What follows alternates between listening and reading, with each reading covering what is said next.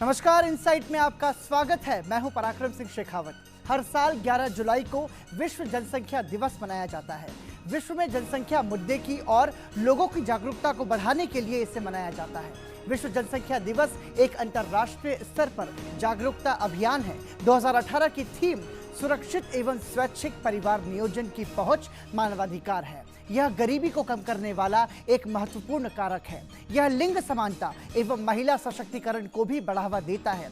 सशक्त महिला परिवार एवं समुदाय के स्वास्थ्य और सृजनात्मकता में योगदान देने के लिए भावी पीढ़ी के भविष्य को बेहतर बनाने के लिए ये सारे प्रयास किए जा रहे हैं। सन 1950 में दुनिया की आबादी 250 करोड़ थी, जो मात्र 37 सालों में दोगुनी हो गई। तब संयुक्त राष्ट्र ने जनसंख्या वृद्धि को लेकर दुनिया भर में जागरूकता फैलाने के लिए यह दिवस मनाने का निर्णय लिया। उत्तर प्रदेश की जनसंख्या ब्राजील से, मध्य प्रदेश की जनसंख्या थाईलैंड से, ओडिशा की अर्जेंटीना से, गुजरात की दक्षिण अफ्रीका से और महाराष्ट्र की मैक्सिको से ज्यादा है। बढ़ती जनसंख्या के कारण ही बेरोजगारी की समस्या आज अपने विकराल स्वरूप में हम सबके सामने है। विश्व की कुल आबादी का आधा या कहें इससे भी अधिक हिस्सा एशियाई देशों में है। चीन, भारत और अन्य एशियाई देशों में शिक्षा और जागरूकता की कमी की वजह से जनसंख्या वृद्धि तेजी से हुई है। चीन और भारत की संयुक्त आबादी विश्व की आबादी का लगभग 37% है। अगर भारत ने अपनी जनसंख्या वृद्धि दर पर रोक नहीं लगाई तो यह 2030 तक दुनिया की सबसे बड़ी आबादी वाला देश बन जाएगा। इनसाइट में आज समझने की कोशिश बढ़ती जनसंख्या से कैसे हम निजात पा सकते हैं, और यदि बढ़ती जनसंख्या देश के लिए वरदान है तो इसे कैसे हम वरदान साबित कर सकते हैं। हमारे देश में जनसंख्या नियंत्रण के प्रति जागरूकता का स्तर कैसा है, यह भी समझना होगा। साथ ही बेहतर शिक्षा के जरिए कैसे हम गरीबी और रोजगार की समस्या को दूर कर सकते हैं। परिवार नियोजन का असर हमारे देश की व्यवस्था पर कैसा रहेगा, इन्हीं बुनियादी सवालों की पड़ताल आज इनसाइट में।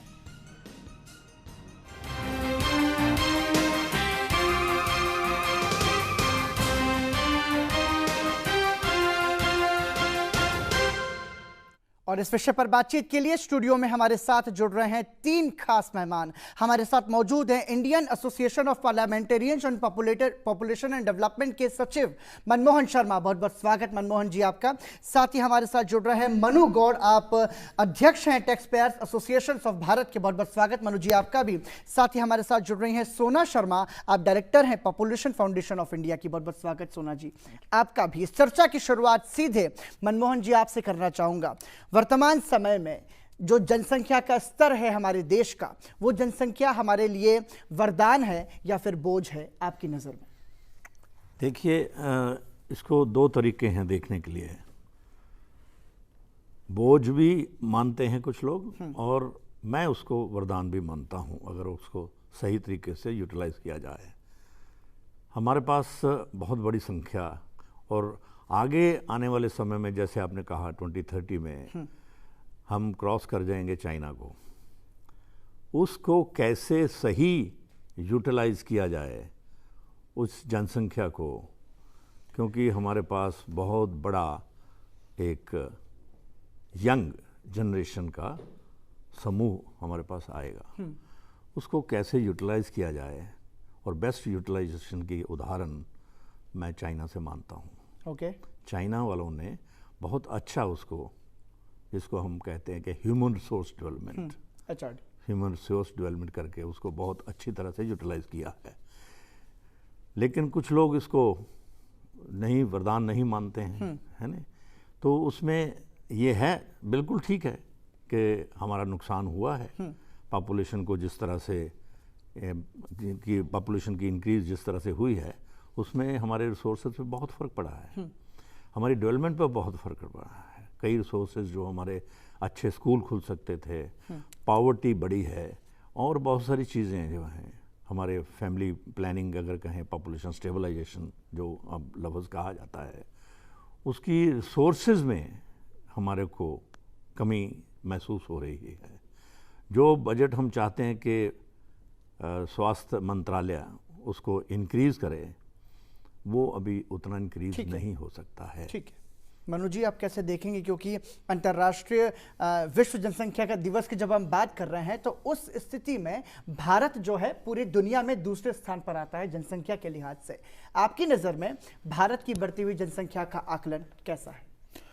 देखिए पराक्रम जी, पहले तो अभी मनमोहन शर्मा जी ने कहा, और ये मिथ हमारे देश में है कि भारत जो है वो दुनिया का सेकंड मोस्ट पॉपुलस कंट्री है। ये मिथ है। एक्चुअल में इस समय भारत की जनसंख्या चीन को क्रॉस कर चुकी है। ओके। ये मैं नहीं कह रहा हूँ, ये सरकार कह रही है। सरकार मतलब जो हर साल जो आंकड़े जनगणना होती है उसके आधार पर ये हम कह सकते हैं। देखिए, अभी तक की जनगणनाएं जिस भी तरह से होती हों, लेकिन अभी सरकार ने एक कार्यक्रम शुरू करा आधार कार्ड बनवाने का। वो डुप्लीकेट नहीं हो सकते। बिल्कुल ठीक है। ठीक है। अभी तक आधार कार्ड 121 करोड़ 70 लाख आधार कार्ड इस देश में बन चुके हैं। ठीक है। और उसमें उन्हें एज वाइज उन्होंने दिया है 0 से 5 साल के और 5 से 18 साल के, टोटल 50 करोड़ पॉपुलेशन के आधार कार्ड बनने थे। ये यूआईडी की वेबसाइट पे हैं सारी चीज़ें। उसमें अभी 14 करोड़ आधार कार्ड बनने बाकी हैं, 14.5 करोड़ आधार कार्ड बनने बाकी हैं। 18 साल से ऊपर की पॉपुलेशन के जिनके आधार कार्ड बनने थे, वो यूआईडी ने कहा कि वो 84 करोड़ आधार कार्ड बनने हैं, 84 करोड़। वो अभी तक यूआईडी की वेबसाइट ही बताती है कि 87 करोड़ बन चुके हैं, 87 करोड़ बन चुके हैं, और अभी 11% और बनने बाकी हैं।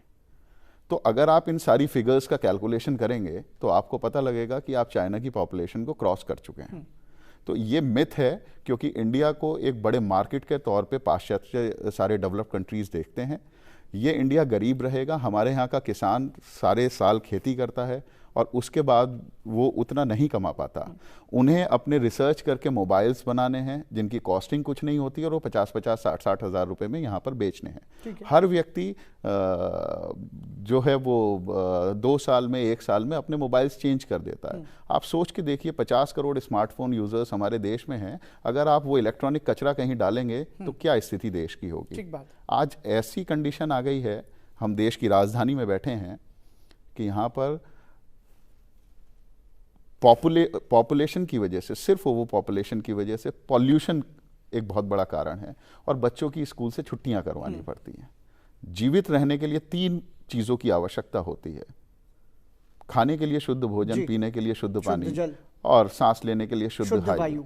ये सारी पॉपुलेशन के कारण पॉल्यूटेड हो चुकी हैं। तो सुबह से शाम तक हमें कुछ भी खाने को नहीं मिलता है। पॉपुलेशन बढ़ने की वजह से हमें ग्रीन रेवोल्यूशन जैसे बहुत सारे योजनाएं लानी पड़ी। मतलब हम ये कह सकते हैं कि बढ़ती हुई जनसंख्या सीधी तरीके से बोझ है हमारे देश के लिए या पूरे विश्व के लिए। 100%। ठीक है सर, 1.5 साल लगा हमें, 1.5 लाख साल लगे हमें अपनी वर्ल्ड की पॉपुलेशन को 100 करोड़ पहुंचने में, और हमने सिर्फ 125 साल में वो पॉपुलेशन उठा के सीधे 800 करोड़ के आसपास हमने पहुंचा दी है। ठीक है। सोना जी, आप सहमत हैं इस बात से कि ये जो बढ़ती हुई आबादी है ये हमारे लिए बोझ है, और जिस स्तर पर भी हो सके इस पर नियंत्रण जरूरी है? मैं थोड़ा सा इससे विपरीत जाना चाहूँगी, क्योंकि हम लोग काफ़ी नेगेटिव बातें कर चुके हैं कि बहुत ज़्यादा बोझ है, बहुत ज़्यादा पॉपुलेशन है। थोड़ा सा इस बात पे हम लोग ध्यान दें कि हम लोग जहाँ नंबर्स की बात करते हैं वो हम लोग इंसानों की बात कर रहे हैं। तो ह्यूमन राइट जो है, जो इस पॉपुलेशन वर्ल्ड पॉपुलेशन डे का थीम भी है इस बार की, जी, कि मानव अधिकार है, ये परिवार नियोजन एक मानव अधिकार है। उस पे ज़्यादा ध्यान देने की ज़रूरत है, क्योंकि इस अधिकार को कहाँ तक हम ये सहूलियत दे रहे हैं लोगों को कि वो इस अधिकार को प्राप्त कर सकें, वो इस अधिकार को अपना आजमा सकें।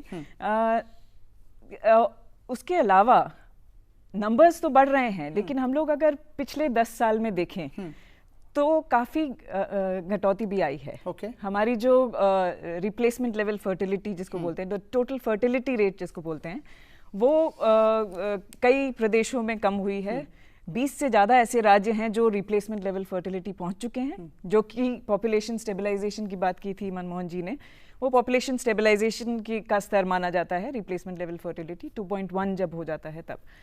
तो 20 से ज़्यादा राज्य वहाँ तक पहुँच चुके हैं। अभी भी बहुत सी ऐसे जगह हैं, जिले हैं, गांव हैं जहां तक हम सुविधा नहीं पहुंचा पा रहे हैं। परिवार नियोजन की अगर सुविधा हम पहुंचा पाएं लोगों तक, तो लोग खुद भी नहीं चाहते हैं, महिलाएं खुद भी नहीं चाहती हैं कि बच्चे ज्यादा हों। ठीक है, आंकड़े भी यही बताते हैं कि 2 से कम चाहते हैं बच्चे लोग।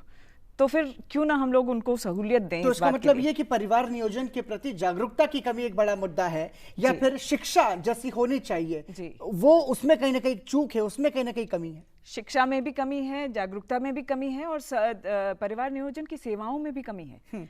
सरकार की तरफ से कई एक ऐसे योजनाएं अभी लागू की गई हैं, जो जैसे मिशन परिवार विकास है, जो कि दूर दराज के जिलों तक पहुंचाने के लिए, परिवार नियोजन को पहुंचाने के लिए शुरू की गई है। लेकिन अभी बहुत लंबा समय है, बहुत दूरी बाकी है जब तक हम लोग लोगों तक पहुंच पाएं, उन लोगों तक पहुंच पाएं जिनको इनकी जरूरत है। ठीक है मनमोहन जी, बढ़ती हुई जनसंख्या की जब हम बात कर रहे हैं तो ये बहस का विषय हो सकता है कि ये सही है या ये गलत है, लेकिन बावजूद इसके यदि हम संसाधनों पर गौर करें, जिस तरीके से जनसंख्या वृद्धि हो रही है, जिस तरीके से पेड़ों की कटाई हो रही है, जिस तरीके से हमारे देश का पर्यावरण प्रभावित हो रहा है, उस स्थिति में तो जो परिस्थितियां बन रही हैं वो डराने वाली परिस्थितियां बन रही है। तो उसके लिए बहुत जरूरी है कि हम आज से, हम अभी से शुरुआत करें, सुधार की शुरुआत करें, सकारात्मकता की। नहीं तो फिर आने वाले समय में तो जो अलग अलग जगहों पर जो हम प्राकृतिक आपदाओं के बारे में सुनते हैं, उसके उदाहरण तो हमारे सामने है ही।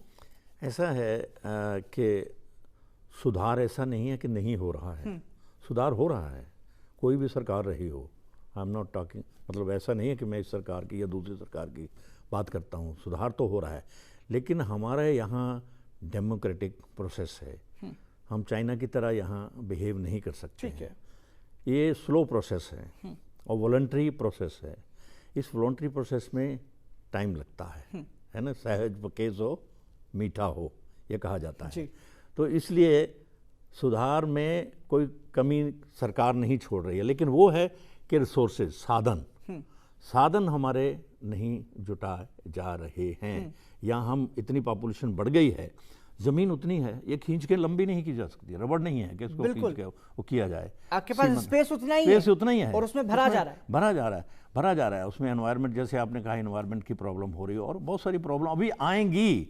मैं आपके सुनने वालों को अभी से और आपके माध्यम से कहना चाहूँगा, अभी प्रॉब्लम आने वाली है। अभी कोई प्रॉब्लम नहीं है, मैं उसको बोल रहा हूँ, अभी तो शुरुआत है। आने वाला जो 50% हमारा जो यंग है जनरेशन होगी, वो जब रिप्रोडक्टिव एज में आएगी, उसका उस समय क्या हाल होगा। अब ये देखिए, अभी से आपने ठीक कहा कि अभी से उसके बारे में सोचना पड़ेगा।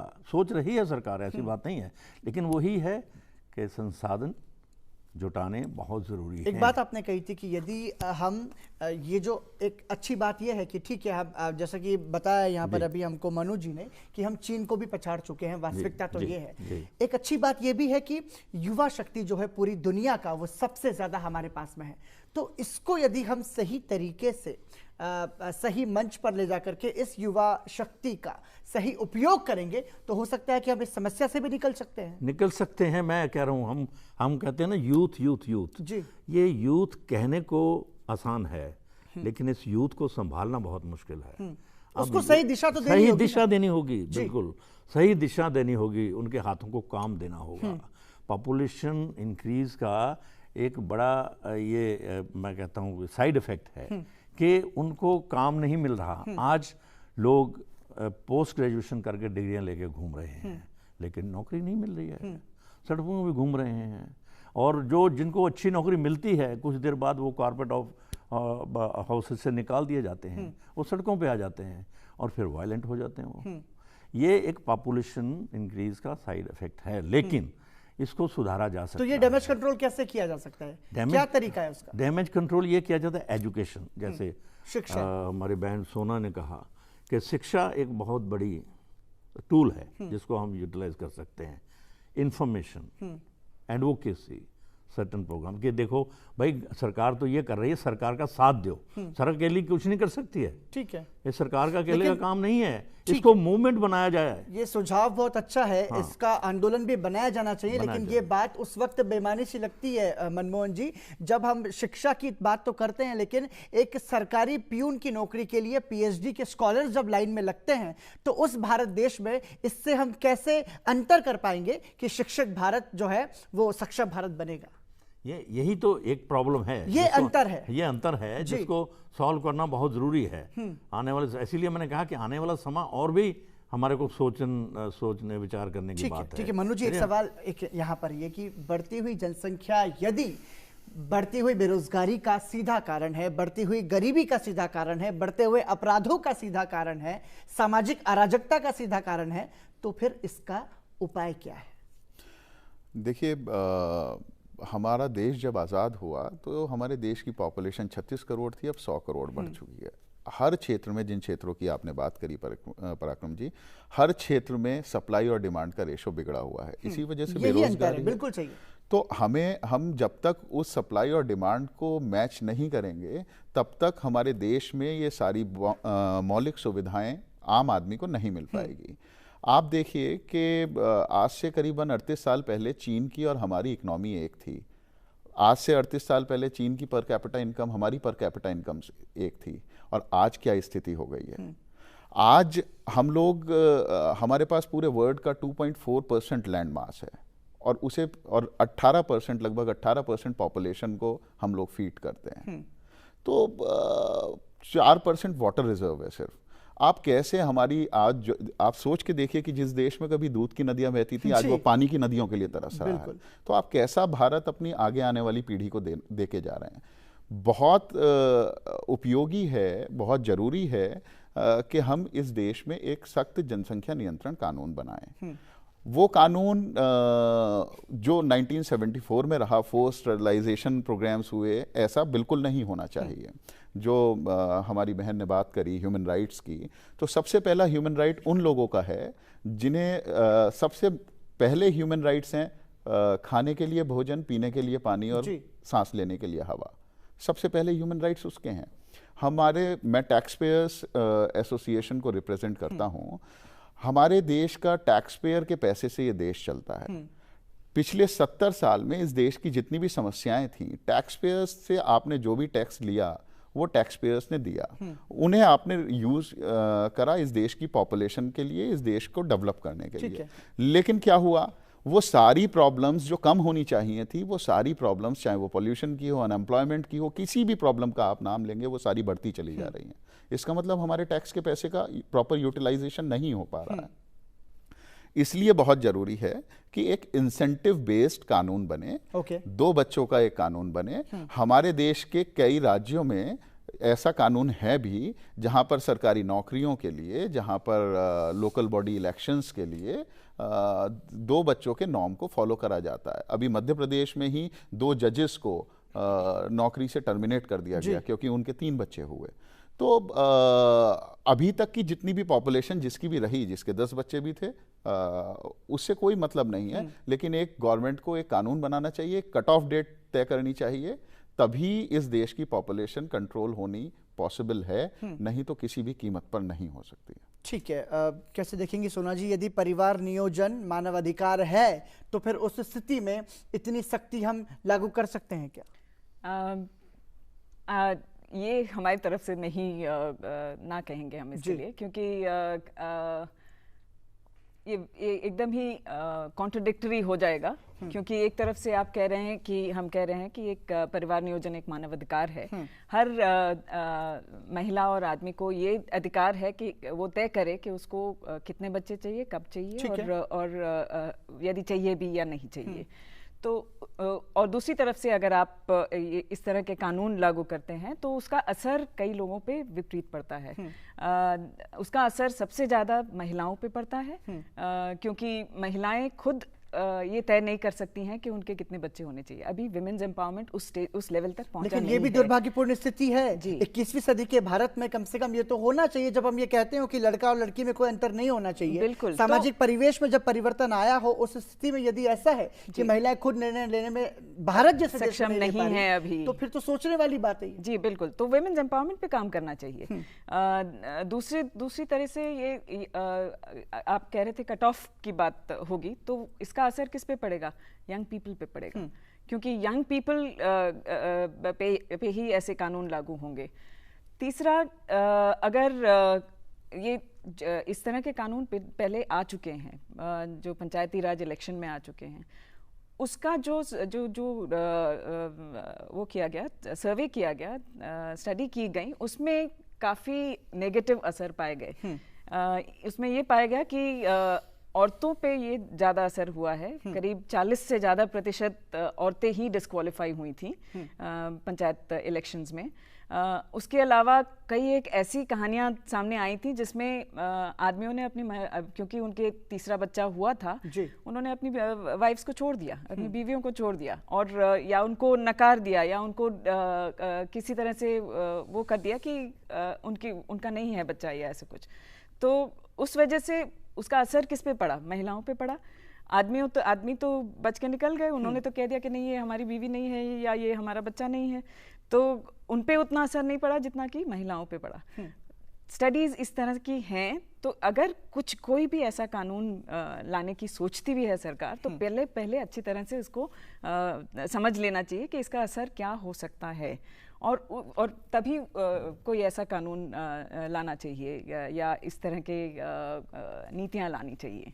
ठीक है मनमोहन जी, लेकिन फिर एक स्ट्रेटेजिक प्लानिंग क्या होनी चाहिए, वो दिशा क्या होनी चाहिए जो कि इस स्थिति से हमको निकाले और एक सही मार्ग प्रशस्त करे? देखिए, पहले तो मैं ऐड करना चाहूँगा जो हमारी बहन और भाई साहब ने कहा है, ये जो 2 चाइल्ड नॉर्म है, इसको हमने बहुत पहले प्रैक्टिस कर लिया, बहुत पहले 90s में कर लिया, फेल हो गया। जो उन्होंने कहा, वही मेरा सवाल था कि भारत जैसे देश में क्या संभव है? जब आप लोकतंत्र की बात करते हैं, संभव नहीं है। क्यों? 2 चाइल्ड नॉर्म हमने खुद, मैं बैठा हूँ डॉक्टर स्वामीनाथन जी के साथ मिलके, आबाबाई वाडिया थी, उनके साथ मिलके हमने इसको प्रयोग में लाए, उसकी पॉलिसी बनाई, प्रोग्राम हम खुद गए इलेक्टेड रिप्रेजेंटेटिव के पास, भाई आप रेजोल्यूशन करो कि 2 चाइल्ड नॉर्म अडॉप्ट करोगे। उन्होंने रेजोल्यूशन किया, पास किया, लेकिन फिर वही हुआ, टिकट लेने के लिए उन्होंने तीसरे बच्चे को छुपाया, जो उसको बताया उन्होंने, जो उसका साइड इफेक्ट था वो बचाया, वो फेल हुआ। हाहाकार मची।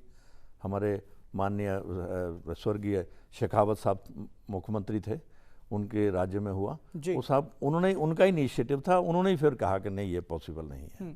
तो ऐसे प्रयोग पहले हो चुके हैं। मोर ओवर, जो हमारी बहन कहना भूल गई, ICPD में हम सिग्नेटरी हैं, है नहीं, वर्ल्ड में हम सिग्नेटरी हैं। उसमें कैसे भी कहा जाए, हम कोर्सिव मेथड पे नहीं जा सकते हैं। हमारा वॉलंटरी है, देश वॉलंटरी है नहीं, उस वॉलंटरी पे ही हमारे को काम करना पड़ेगा। कानून, आज तक कानून से कोई भी चीज़ सफल नहीं हुई है, डंडे से कोई भी चीज़ सफल नहीं हुई है। ये खुद को सोचना होगा लोगों को। हाँ, ये कुछ तो असर होगा, ये बात नहीं है, लेकिन उसका ज़्यादा बैड इफेक्ट होगा, बुरा इफेक्ट होगा। सख्ती यदि कर दी गई तो उसके बुरे परिणाम होंगे। सख्ती कोई भी कहीं भी देख लीजिए। इमरजेंसी में क्या हुआ? इमरजेंसी में आप कहते हैं कि वो जी संजय जी, वो प्रोग्राम जो भी उस समय प्रोग्राम चले, उस प्रोग्राम में जी ये हुआ, सख्ती हुई, उससे ये हुआ। तो प्रोग्राम में एक्सपेरिमेंट हो चुके हैं, लेकिन अब और भी जागरूकता आ गई है। उस समय तो जागरूकता इतनी नहीं थी, लेकिन अब इतनी आ गई है कि अब लॉ बनाने से, कोई इसको करने से लोग और भी प्रोटेस्ट करेंगे। बढ़ती हुई महंगाई ने पहले लोगों की कमर तोड़ी हुई है, जैसा कि बता रही है सोना जी कि अब बच्चे, पेरेंट्स खुद चाहते हैं कि कम से कम एक ही हो। नहीं, एक ही हो जी, मुझे 2 या 2 से कम, 1 से 2, एक से 2, बिल्कुल। क्योंकि अब सहूलतें ऐसी हैं, लोन ले लो, ये कर लो, वो कर लो, उसमें बच्चा भी चाहता है जब थोड़ा जवान होता है, अच्छी एजुकेशन ले, और बच्चे, पेरेंट्स भी चाहते हैं घर में टेलीविज़न भी होना चाहिए, स्कूटर भी होना चाहिए, गाड़ी भी होनी चाहिए। उसको देखते हुए पेरेंट्स भी कहते हैं ना भाई, एक बच्चे का ही हम जो पूरा कर लें वो फुलफिल कर लें, तो नहीं तो ज़्यादा से ज़्यादा 2 का कर लें, बस उतना ही ठीक है। इवन वो भी फैमिलीज घराने मैंने देखे हैं जहाँ 2 लड़कियाँ हैं, कोई कहते हैं नहीं, अब लड़का नहीं चाहिए, बच्चियाँ ही अब, क्योंकि सरकार ने इतनी फैसिलिटी दे दी गर्ल चाइल्ड के लिए, है नहीं, इतना फिक्स डिपॉजिट दे दिया, वो दे दिया, तो अब कहते हैं कि नहीं, बच्चियाँ हमारे लिए। और आज जो आजकल ये हो रहा है, हादसे हो रहे हैं। अच्छा, फिर क्या है कि मोह भंग होता जा रहा है लड़कों से। क्या लड़के पढ़ लिख के बाहर चले गए जी, और वो पेरेंट्स यहाँ अपना कोई पूछने वाला नहीं है, कहते हैं यार इससे तो लड़की अच्छी थी, हमारी पूछ तो करते हैं। तो ये जो एक आ गया, हाँ, तो अब इसको सुधारने के लिए जो आपने बात कही है, इसको सुधारने के लिए जो देखिए पीछे जो हो गया उसको छोड़ दीजिए। अब प्रॉब्लम हमारे सामने है, बिल्कुल उसको सॉल्व करना है।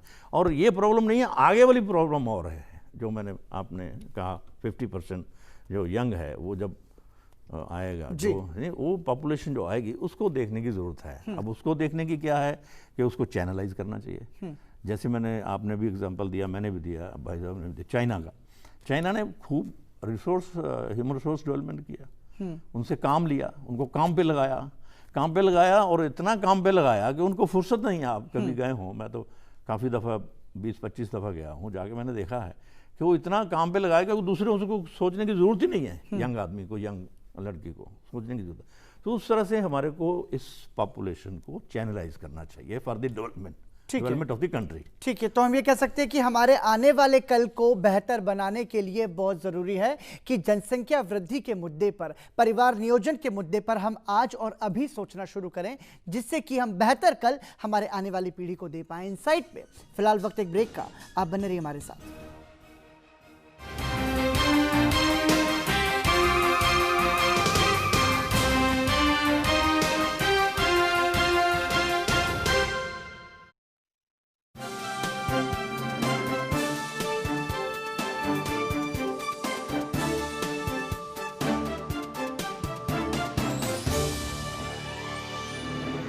ब्रेक के बाद एक बार फिर आपका स्वागत। इनसाइट में आज बातचीत बढ़ती आबादी के दर्द की, क्योंकि आज 11 जुलाई है और 11 जुलाई को विश्व जनसंख्या दिवस मनाया जाता है।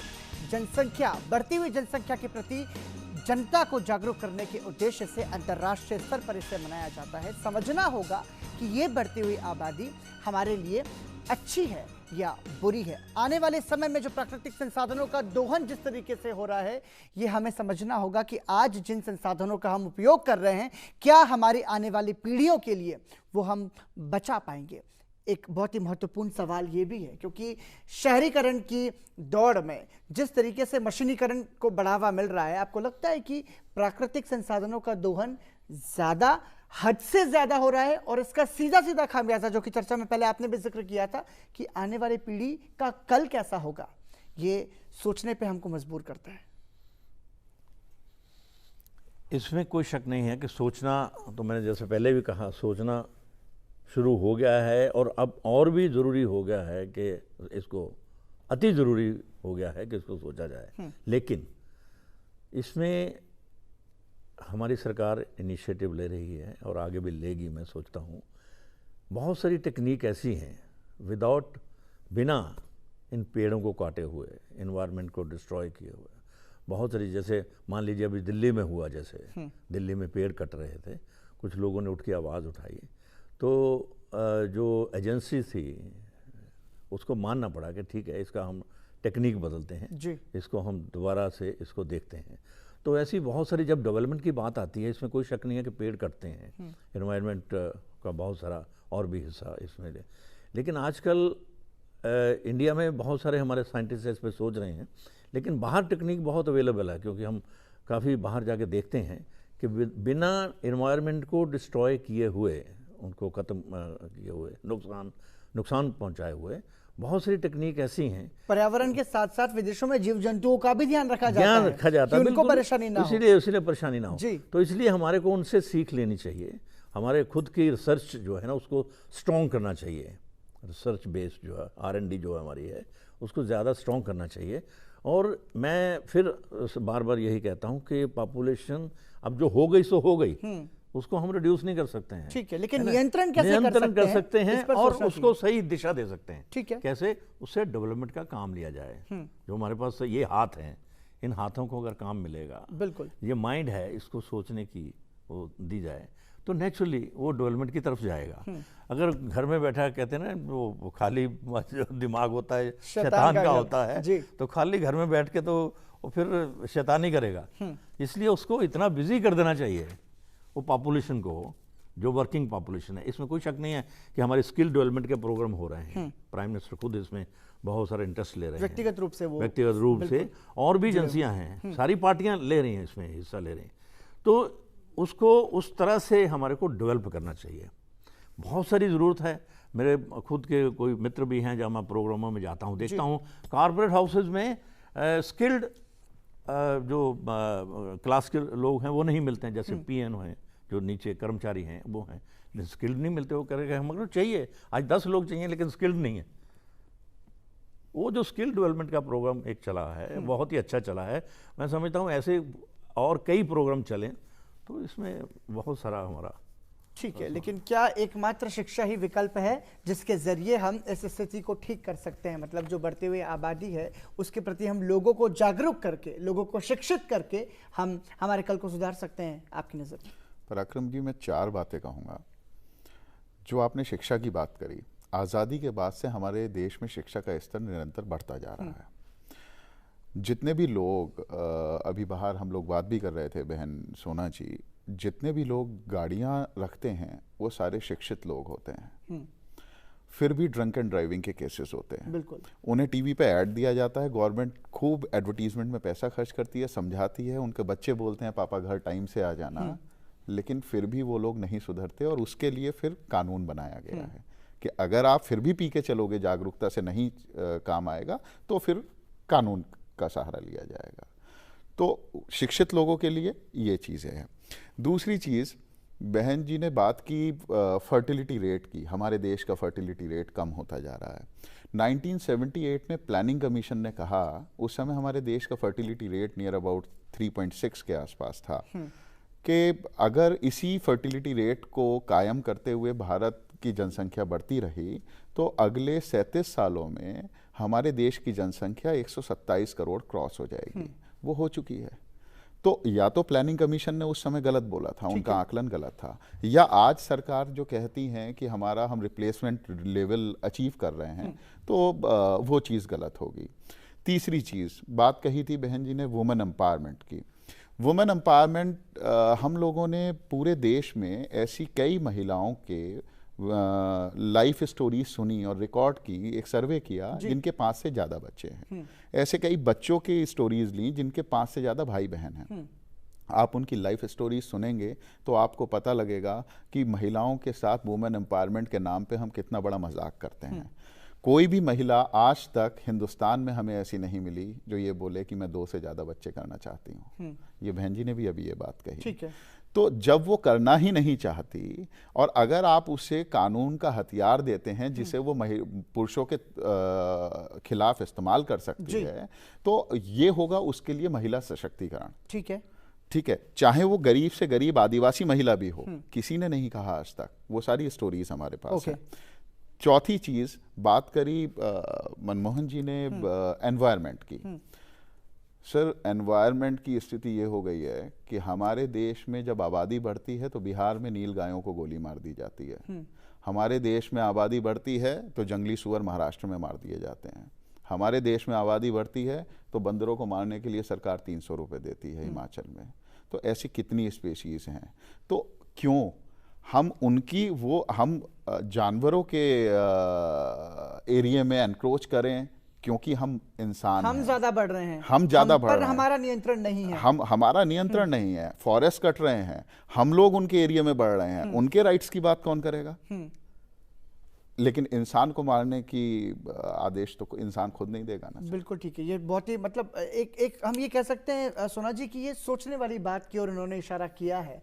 और यदि महिलाएं नहीं चाहती, जो आंकड़े बता रहे हैं, तो फिर उस स्थिति में कानून क्यों नहीं, ऐसा कानून क्यों नहीं लाया जा सकता कि यदि आपके 2 से ज्यादा बच्चे हैं तो आपको राजनीति की पार्टी में टिकट नहीं मिल पाएगा, यदि आपके 2 से ज्यादा बच्चे हैं तो आपको सरकारी नौकरी नहीं मिलेगी। इस तरीके के प्रावधान, क्योंकि आरक्षण पर तो बहुत राजनीति। एक सवाल ये भी कि तमाम सारे जब ऐसे मुद्दे हैं इस पर तो खूब राजनीति होती है, राजनीतिक दल बिल्कुल आंदोलन पे उतर आते हैं, लेकिन क्या जनसंख्या वृद्धि से किसी भी राजनीतिक पार्टी का वोट बैंक का सरोकार नहीं है, इसलिए राजनीतिक दल चुप रहते हैं इस मुद्दे पर, कोई बातचीत नहीं होती। मैंने तो आज तक नहीं देखा किसी राजनीतिक पार्टी को जनसंख्या के प्रति लोगों को जागरूक करने के लिए वो रैली निकाल रही हो या घर घर जाकर के लोगों को जागरूक कर रही है, वो ऐसा तो कोई नहीं करता। क्यों? जी जी, तो राजनीतिक पार्टियों की बात तो शायद मनमोहन जी ज्यादा ठीक से बता पाएंगे। बिल्कुल, लेकिन हम कानून यदि सख्त करते हैं जी, तो क्या परेशानी है? जी, तो आपकी ही बात पे हम आगे बढ़ाते हैं कि इन्होंने कहा और हमने भी पहले कहा था कि महिलाएं खुद नहीं चाहती हैं, लेकिन उसकी वजह क्या है, खुद ना चाहते हुए भी उनके क्यों ज्यादा बच्चे होते हैं, उस पे हम लोगों को गौर देना पड़ेगा और उसी के समस्या का हल निकालना पड़ेगा। इसलिए नहीं कर पाती हैं वो, परिवार नियोजन अपना नहीं पाती हैं क्योंकि सेवाएं उन तक नहीं पहुंच पाती हैं, क्योंकि सामाजिक कुछ ऐसे नॉर्म्स हैं जिसकी वजह से उनको लड़का पैदा करना होता है। कई समाजों में तो सिर्फ एक लड़का नहीं काफी होता है, 2 लड़के होने चाहिए। कहते हैं कि जिस तरह की दो आंखें हैं, हमारे देश में महिलाओं की स्थिति है कि पारिवारिक रूप से उनको दबाव बनाया जाता है कि बेटा ही चाहिए। बिल्कुल बिल्कुल, और जहां उनको सुविधा नहीं मिल पाती है परिवार नियोजन की या उनको अल्ट्रासाउंड की और जो सुविधा नहीं मिल पाती है, वहां पे वो बच्चे तब तक पैदा करते रहेंगे जब तक उनके दो बेटे ना हो जाएं या एक कम से कम बेटा ना हो जाए। शादी के तुरंत बाद शादी जल्दी हो जाती है उनकी। अभी भी कई जगह ऐसी हैं, कई गाँव में ऐसे होता है कि शादी जल्दी हो जाती है महिलाओं की, लड़कियों की, और जैसे ही शादी होती है बच्चा पैदा करना होता है, उनको अपनी फर्टिलिटी प्रूव करनी होती है। वो एक सामाजिक दबाव होता है उन पे। उसके बाद ये दबाव होता है कि लड़का पैदा करे। तो इतने सारे दबाव हैं उन तक, और उन तक आप ये सिर्फ महिलाएं ही नहीं, पुरुषों को भी ये जानकारी होनी चाहिए कि परिवार नियोजन के फायदे क्या हैं, क्यों जरूरी है उसको अपनाना। उनके परिवारों को, जो सास हैं परिवार में और बड़े लोग हैं, उनको भी ये जानकारी होनी चाहिए। तो जानकारी के साथ साथ सेवाएं अगर पहुंचेंगी उन तक, तो आपको कानून की जरूरत ही नहीं पड़ेगी। ठीक है, इसका जवाब मैं आपसे लेना चाहूंगा क्योंकि एक विकल्प इन्होंने बताया है, वो आप उस पर क्या कहेंगे? देखिए, अगर जैसे बहन जी का कहना है कि वो सुविधाएं परिवार नियोजन की वो उन तक नहीं पहुंच पा रही हैं, जब हम हर गांव में बिजली पहुंचा सकते हैं तो ये सुविधाएं हम क्यों नहीं पहुंचा सकते? और पिछले 70 सालों से हम सुविधाएं ही पहुंचा रहे हैं। मैं आपको एक आंकड़ा और देता हूं, 1974 से लेकर आज तक टैक्स पेयर्स का 2.25 लाख करोड़ रुपया फैमिली प्लानिंग प्रोग्राम्स में खर्च हुआ है, और वो अगर आप रियल टाइम मनी में कन्वर्ट करेंगे तो वो 20 लाख करोड़ से भी ज्यादा बैठता है, गवर्नमेंट ऑफ इंडिया का 1 साल का रेवेन्यू। और उसके बाद भी आज हम ये बोल रहे हैं कि हम वो सुविधाएं उन्हें गांव तक नहीं पहुंचा पा रहे हैं। तो इससे बड़ा मजाक तो ये तो नेतृत्वकर्ता की कमी है, ये हम इसे कह सकते हैं। लेकिन एक सवाल ये भी कि भाई सामाजिक जो कुरीति है, जो सामाजिक सोच है, जो सामाजिक दबाव है परिवारों में कि बेटा ही चाहिए, उससे कैसे बदलेंगे? बिल्कुल बदला जा सकता है। देखिए, बेटा क्यों चाहिए? बेटा इसलिए चाहिए क्योंकि वो बुढ़ापे का सहारा होता है, इसलिए हमारी ये मानसिकता बनी हुई है। अगर आबादी, आप जितने भी डेवलप्ड कंट्रीज में जहां की पॉपुलेशन कम है, तो सारे बुजुर्ग लोगों का ध्यान सरकार रखती है, ठीक है, हमारे यहाँ नहीं रख पाते हैं। कितनों का रखेंगे आप?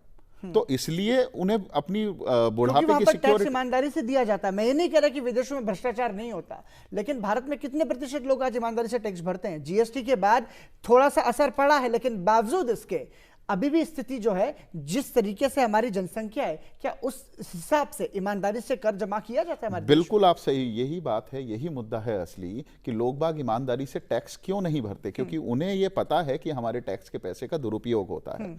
आज एक मध्यम वर्गीय परिवार अपनी टोटल कमाई का 70% तक पैसा टैक्सेस में देता है, तो वो उसे लगता है, और वो किस चीज के लिए बांटे जाते हैं? वो पॉलिटिकल पार्टीज के द्वारा वो बांटे जाते हैं उनके वोट बैंक पॉलिटिक्स के लिए।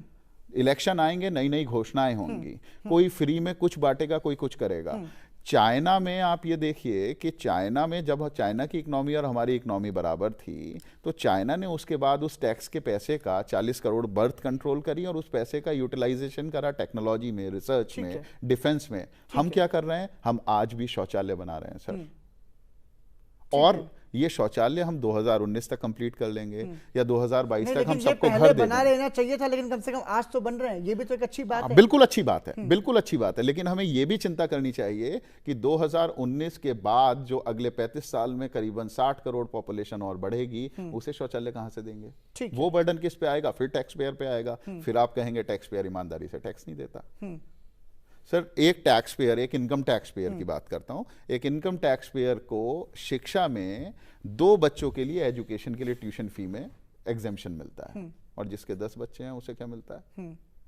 सब कुछ फ्री। ठीक है, ये भी बहुत महत्वपूर्ण है। लेकिन मनमोहन जी, वही मेरा सवाल कि राजनीतिक नेतृत्व की इच्छा शक्ति जो है वो कुछ भी करा सकती है।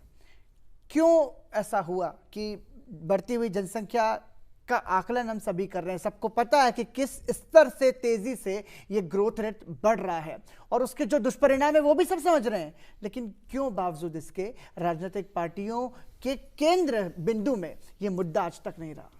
देखिए, ऐसा है, एक तो जो सेटबैक हुआ इस प्रोग्राम को 77 में, उससे राजनीतिक पार्टियां बहुत घबरा गई, यानी कि पॉलिटिशियन बहुत घबरा गए। ओके। हम खुद जब उनसे बात करते थे तो उन्होंने कम से कम उस सेटबैक के बाद 10 साल तक, और कभी कभी अभी भी कुछ लोग ऐसे हैं, यार इसकी बात मत करो, फैमिली प्लानिंग की बात मत करो। लेकिन फिर एक मैं आपको बताना चाहता हूँ, एक हमारी ऐसी मीटिंग हुई थी और भारी मीटिंग हुई थी पॉलिटिशियंस को लेके। उसमें ये कहा गया था, उसमें उस समय अभी हमारे वाजपेयी साहब जी बहुत पूरी तरह खुल के बोले थे जी। उन्होंने कहा कि सरकार, उनकी सरकार जाने के बाद जब दोबारा वो सरकार बनी, उन्होंने कहा कि देखिए, हमने देखा है कि ये प्रोग्राम बुरा नहीं है, इस प्रोग्राम को क्रिटिसाइज नहीं करा जाना चाहिए।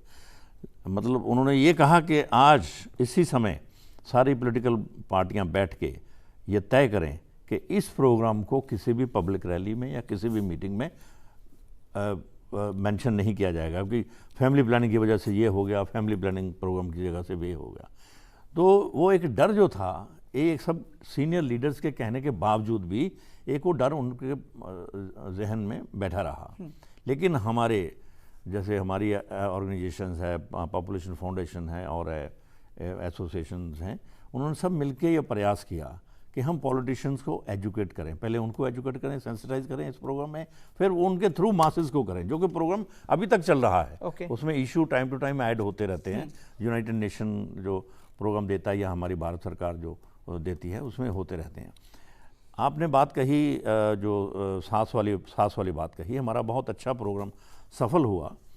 हमने मध्य प्रदेश में एक नुक्कड़ सभा, सास बहू सम्मेलन, सास बहू चाय पे चर्चा जी, ये हमने शुरू किया था उज्जैन में, और बहुत अच्छा सक्सेस रहा। उसमें बहुत चर्चा होती थी, तो उसमें जो भी एक्सपर्ट थे वो जाके बैठते थे और समझाते थे बहू को भी। बहू सास पे ब्लेम करती थी, सास बहू पे जो एक नेचुरल है वो, तो उसमें समझाया गया उनको कि नहीं ऐसे नहीं ऐसे, और बहुत सक्सेसफुल रहा, उसका बहुत फ़ायदा भी हुआ।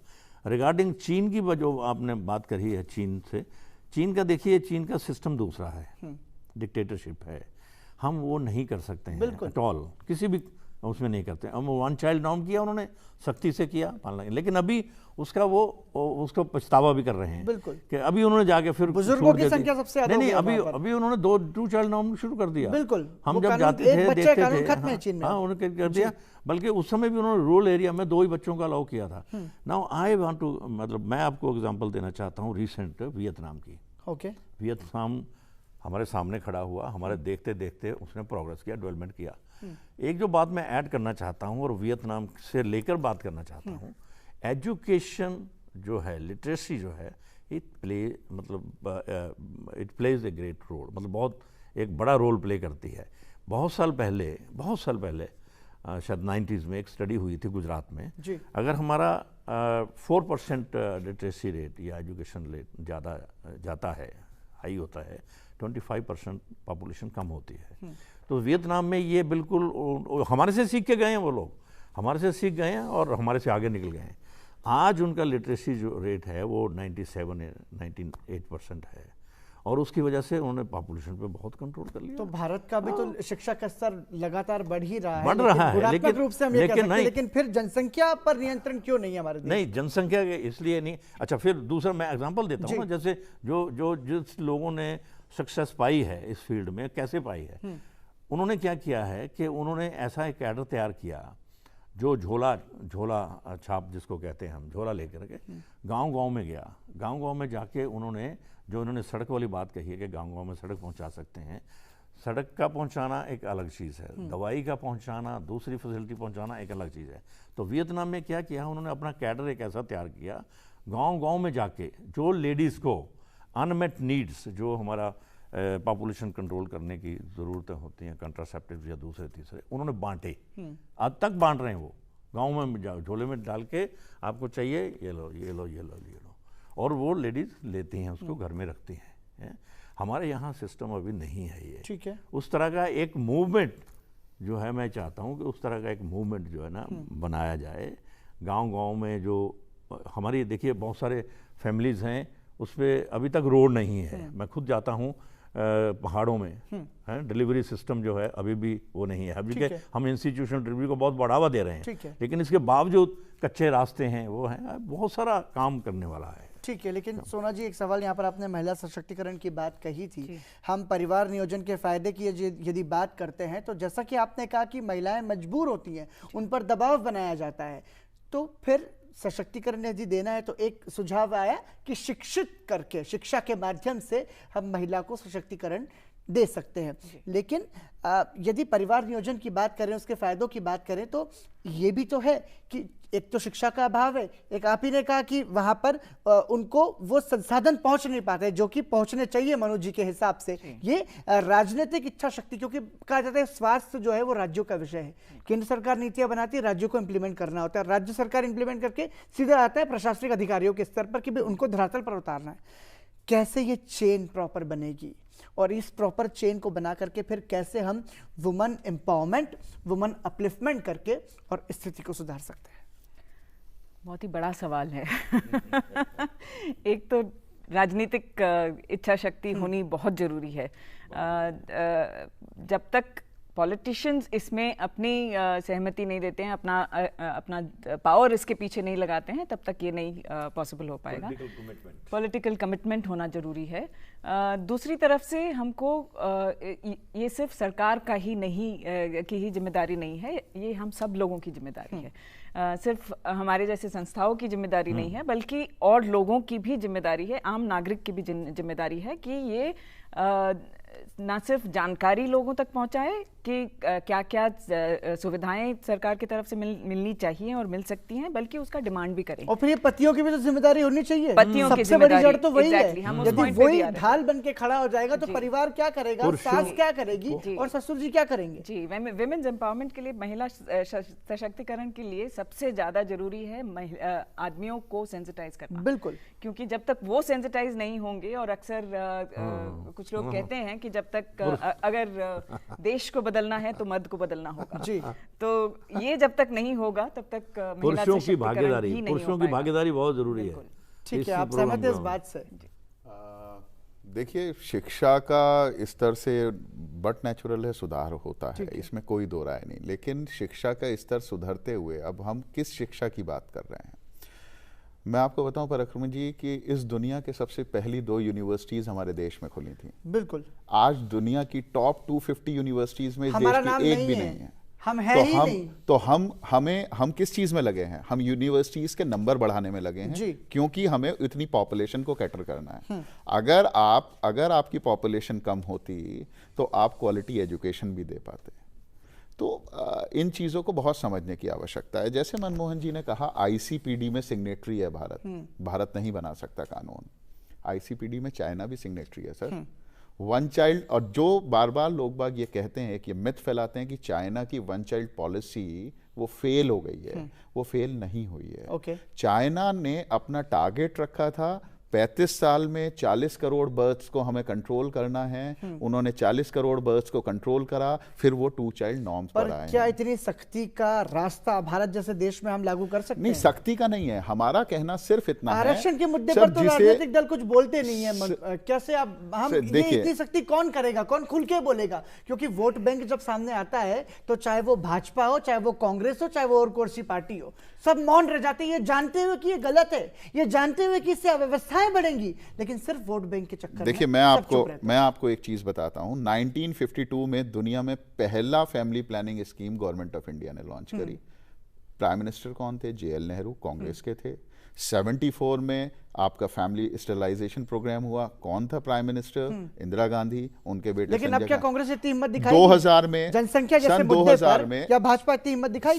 सन 2000 में पहली पॉलिसी बनी, पॉपुलेशन पॉलिसी। प्राइम मिनिस्टर कौन थे? अटल बिहारी वाजपेयी। तो इसका मतलब ये अपार्ट फ्रॉम पॉलिटिकल पार्टीज है। दूसरी चीज, वो तब था, अब का समय पूरा अलग हो चुका है। मैं ये बता रहा हूं कि आज तक पार्लियामेंट में इतने एमपीज ने, 30 से ज्यादा एमपीज ने प्राइवेट मेंबर बिल्स डाले हैं, आज तक किसी पे भी डिस्कशन नहीं हुआ। सारे लैप्स्ड हुए। ये दुर्भाग्यपूर्ण स्थिति है। ये बिल्कुल दुर्भाग्यपूर्ण स्थिति है। तो ये इस देश की जनता को चाहिए, इसीलिए हम लोग जन जागरण में जुटे हुए हैं। ये इस देश की जनता को चाहिए। देखिए, पॉलिटिशियन क्या चाहता है कि उसकी जनता, उसकी प्रजा वो गरीब बनी रहे, वो नासमझ बनी रहे, जिससे हमारे झूठे बहकावों में आकर हमें वोट दे। जैसे कि मनमोहन जी ने बताया कि 1974 वाले स्टेरिलाइजेशन के बाद आदरणीय वाजपेयी जी ने ये कहा कि इस शब्द का प्रयोग कहीं नहीं करना है।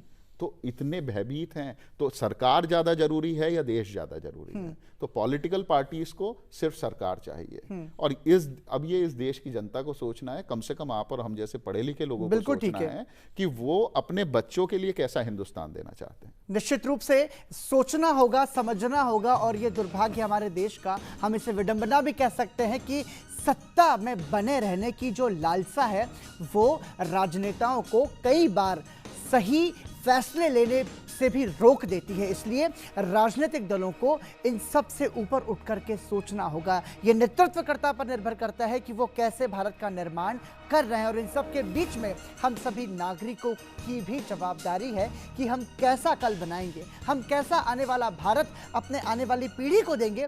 इसके लिए हमको आज सोचना होगा।